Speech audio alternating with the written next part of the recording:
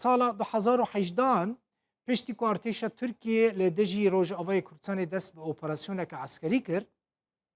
انقره جه کمپانیا جه شرکت فیسبوک خواسته بو بکار آنینا فیسبوک یا جه آلیه یا پگه و بلوکه بکه قدخه بکه و بگره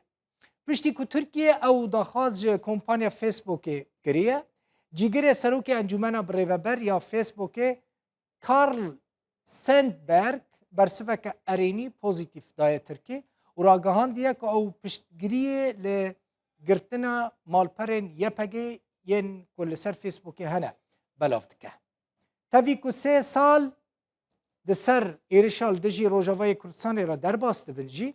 هینجی وینا و زانیارین که یپگه لسر مالپر خویا فیسبوکی بلاف کرنه لترکیه قدخنه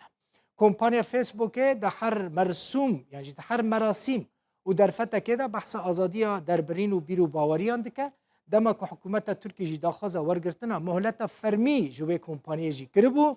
که بکاره لترکی کار بکه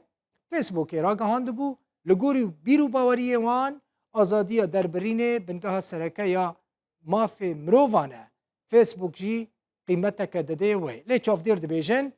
که گرتنا مالپرین یپگه جعالی فیسبوکی و لسر داخوازین ترکیه بن پیکرنه که مافی مرووانه جعالی فیسبوکی